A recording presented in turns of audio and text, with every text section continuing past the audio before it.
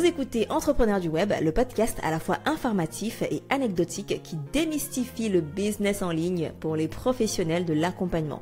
Je suis Isis, votre hôte, consultante business et fondatrice de femmeentrepreneur.com. Seule ou accompagnée d'invités, je vous offre différentes perspectives pour accélérer votre développement marketing, commercial et parfois même personnel. Bienvenue sur Entrepreneurs du Web. Parti pour l'épisode du jour, on va parler de prise de décision. Comment faire pour prendre des bonnes décisions dans ton entreprise. Alors la prise de décision, c'est un sujet important parce que tu vas en prendre tout le temps. Que ce soit pour recruter un prestataire, recruter un salarié, que ce soit pour lancer ton entreprise ou lancer ton offre, que ce soit pour décider de la stratégie que tu vas utiliser, que ce soit pour choisir un outil parmi la multitude d'outils qui existent aujourd'hui pour travailler sur ton business, pour héberger tes formations, pour créer ton site internet. Voilà, il y a plein de décisions qu'il va falloir prendre, que ce soit même la fréquence à laquelle tu fais tes publications.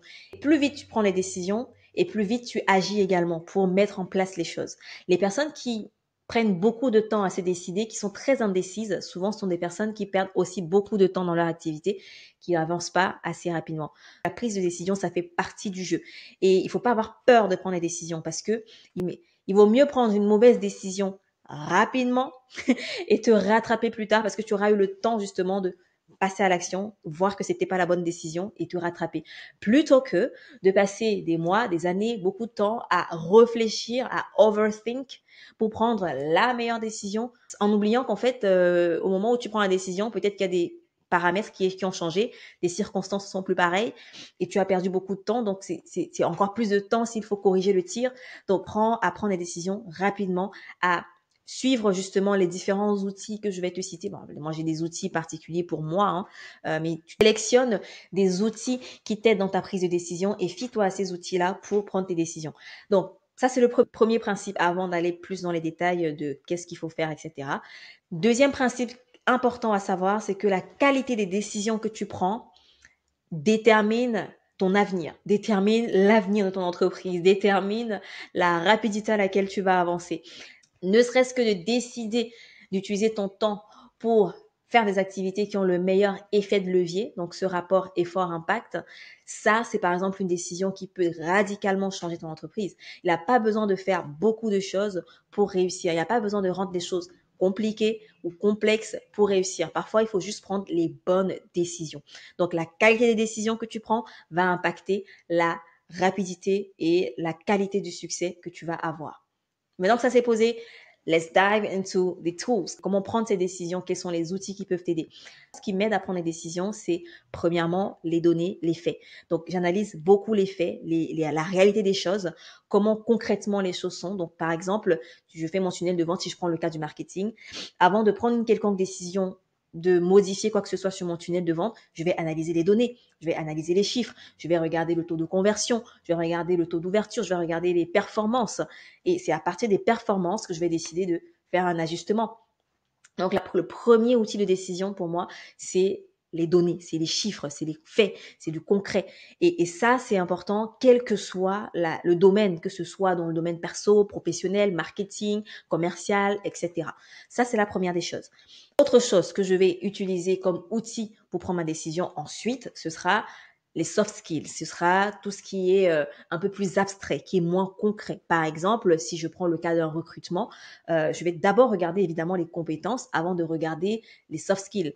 Je vais regarder l'expérience de la personne avant de regarder si elle est coachable, si c'est quelqu'un qui apprend vite, etc. Mais tu vois, il y a d'abord cette première couche qui est les hard skills, les compétences, l'expérience, etc. Quoique même les compétences, ça peut s'apprendre, mais si la personne déjà a de l'expérience et coche certaines cases du minimum de choses que j'attends en termes concrets, tu vois, dans le côté vraiment factuel, alors je vais aller sur les soft skills qui sont moins mesurables, qui sont plus des ressentis, des observations, comme la capacité d'écoute active, comme le fait d'être coachable, comme le fait d'apprendre rapidement, comme le fait d'être curieux. Voilà, des choses qu'on ne peut pas forcément mesurer, mais qui sont tout autant importantes. Donc ça, c'est l'exemple pour un recrutement. Prenons le cas, par exemple, d'une stratégie marketing. Tu dois décider de ta stratégie de lancement, par exemple. Première des choses, regarde les faits, regarde le concret. Est-ce que tu as déjà eu à faire un lancement avant? Qu'est-ce que ça avait donné? C'était quoi les résultats? C'était quoi les chiffres? C'était quoi les conversions que tu as obtenues. Et à partir de là, tu sauras quelles sont les décisions à prendre pour améliorer ta stratégie. Et ensuite, la deuxième couche, c'est au niveau du moins concret, un peu plus abstrait. Ça va être comment tu t'es senti la dernière fois que tu avais fait ce lancement. Est-ce que je t'ai senti bien? Est-ce que l'énergie que ça t'a demandé était raisonnable? Est-ce que tu as eu besoin forcément de te ressourcer beaucoup trop? Est-ce que tu t'es senti épuisé à la fin? Est-ce que aussi autour de toi, les gens ont apprécié l'expérience? Tu vois, ces retours-là, tout ça, ça te permettra de décider de la stratégie à suivre. Donc, il y a le côté concret, factuel, donné, et puis il y a le côté plus émotionnel, illogique, irrationnel. Et ça fait partie également de la manière dont nos deux cerveaux, les deux côtés de notre cerveau fonctionnent. On a tous un cerveau droit et un cerveau gauche. Le cerveau gauche, c'est le cerveau plutôt logique, rationnel, qui est dans le concret, dans le factuel, dans le terre-à-terre. Le cerveau droit est lié à la personnalité, à la créativité, l'empathie, l'illogique, ce qui est plutôt de l'ordre de l'abstrait, quoi. Voilà. Du coup, si tu associes tes deux cerveaux dans la prise de décision, tu arrives à prendre de meilleures décisions. Il n'y a pas juste le cerveau gauche, donc les faits, le concret, etc. Il y a aussi le cerveau droit qui a sa place, son importance dans la prise de décision. Donc ça, c'est les deux premiers outils. Ensuite, un autre outil que je vais regarder, c'est la troisième couche. Tu vois, c'est couche par couche. La troisième couche que moi je vais regarder, ça va être des outils plutôt extérieurs. Donc, qui sont pas forcément liés à moi, à ma perception des choses. Un outil extérieur que j'utilise qui m'aide par exemple dans le recrutement, ce sont les tests de personnalité. Ils en disent beaucoup sur nous et ce sont des choses qu'on peut pas forcément deviner en un entretien ou en deux entretiens d'embauche ou en quelques échanges rapides. Ces tests de personnalité, je les ai déjà utilisés pour trancher lorsque j'étais en face de deux profils qui sont assez similaires et je ne pouvais pas décider. Donc, j'avais déjà fait la première couche de hard skills et tout, la deuxième couche de soft skills. Ensuite, il a fallu que j'aille sur un détail un peu plus profond qui est la personnalité de la personne. Donc là, je vais passer par des tests comme l'énéagramme et le disque. Donc, ce sont deux outils qui sont assez intéressants, à mon avis, pour décider de quel profil va être important ou quel profil va bien matcher avec l'équipe actuelle, avec ma personnalité aussi. Si je prends le cas du disque, j'en avais parlé déjà avec le coach en prise de parole Ruben dans un autre épisode. C'est un outil qui te permet déjà de savoir si tu es plutôt introverti, extraverti, si tu es plutôt orienté tâche ou orienté résultat. Voilà, c'est vraiment un outil qui te permet déjà de savoir dans quelle catégorie tu es, entre guillemets, parce qu'on n'est pas dans des catégories, on est un peu de toutes les catégories, mais il y a toujours un côté du disque qui ressort le plus chez une personne. Et donc, ça me permet de savoir si le profil en question va matcher avec moi. Si je suis quelqu'un plutôt de concret, de conforme, de consciencieux, donc un profil bleu, est-ce que je vais bien m'entendre avec un profil qui est à l'opposé, qui est plutôt jaune, qui est dans extraverti, qui est convivial, sincère, etc. Ou est-ce qu'on va pouvoir avoir une complémentarité? Donc ça, c'est important. Et puis l'énéagramme va un peu plus dans les détails. Il est très pointu comme outil. Il va te permettre vraiment d'aller creuser sur la personnalité, les traits de quelqu'un, le caractère, les tendances, etc. Donc, j'utilise ces deux outils en tout cas pour ma part. Je sais qu'il y a plusieurs autres tests, comme le MBTI par exemple, qui est très bien aussi, qui permettent de mieux cerner la personne qu'on a en face. Mais voilà, pour ma part, c'est le disque et l'énéagramme qui fonctionnent très bien. Du coup, ça c'est le troisième outil. Le troisième outil, c'est des outils extérieurs, comme je disais tantôt. Donc ça peut t'aider à prendre les décisions. Et ensuite, il faut savoir qu'il y a un quatrième outil qui est encore plus puissant parfois, c'est ton intuition. Et je sais que beaucoup d'entrepreneurs prônent le fait de se dire, en fait, fuck l'intuition, on s'en fout de l'intuition. Et je sais que beaucoup d'entrepreneurs, surtout certaines personnes que je suis d'ailleurs sur les réseaux, un peu comme les Hormozy, Charlie Morgan, etc. Donc il y a des entrepreneurs américains, anglais, etc. que je suis. Et la plupart prônent le fait de s'en foutre un peu de l'intuition, du ressenti et de se fier aux données, aux chiffres et à l'action. Donc, de juste passer à l'action, passer à l'action, passer à l'action. Et il y a du bon et du mauvais dans ça, d'après moi, parce que tu veux pas juste passer à l'action si tu n'as pas une vision claire, si tu n'as pas un bon ressenti par rapport à ce que tu fais, si tu ne te sens pas bien dans ce que tu fais, sur le long terme en tout cas, tu vas pas pouvoir tenir. Donc, il faut savoir qui on est, qu'est-ce qu'on sait faire, quelle est notre zone de génie et se fier à notre zone de génie et ensuite passer à l'action massivement. Donc, c'est un mélange de travailler intelligemment et travailler dur.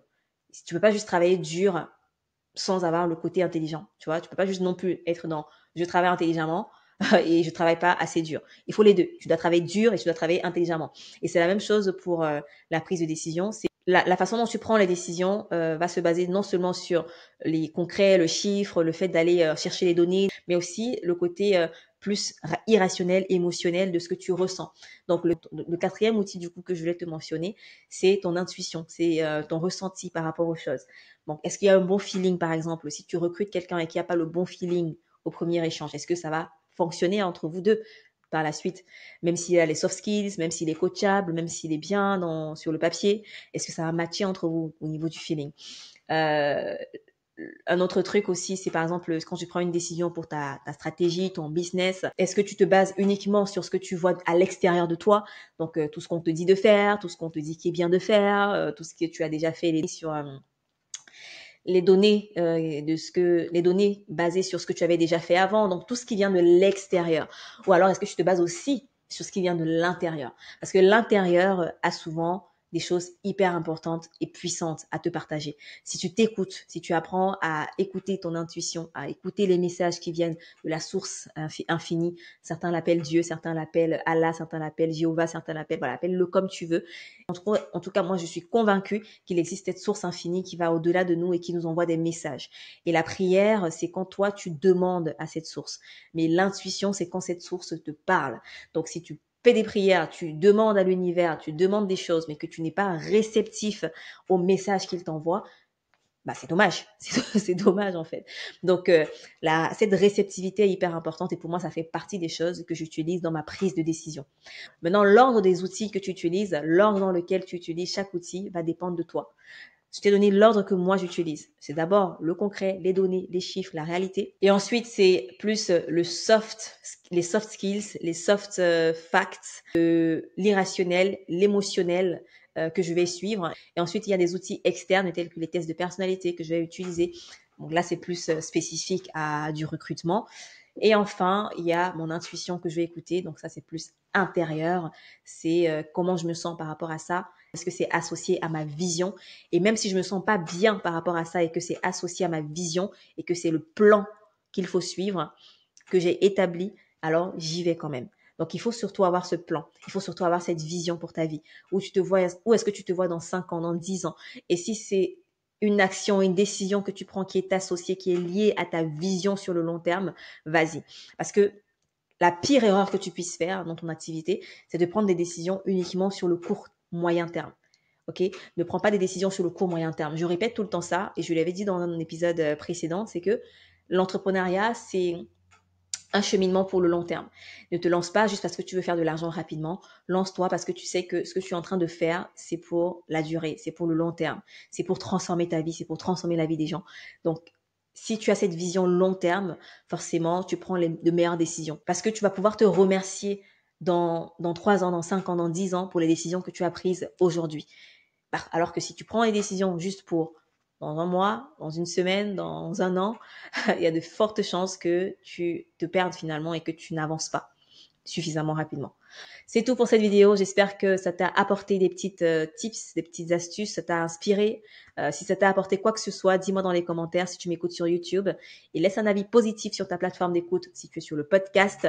C'est toujours un plaisir de faire ces épisodes. Je te rappelle que tu peux également accéder à ma communauté privée dans laquelle je partage des contenus exclusifs et pour être notifié de toutes les nouvelles sorties d'épisodes de podcast, tout se passe dans la communauté privée. Tu peux partager avec des conseillères, avoir un rendez-vous stratégique offert.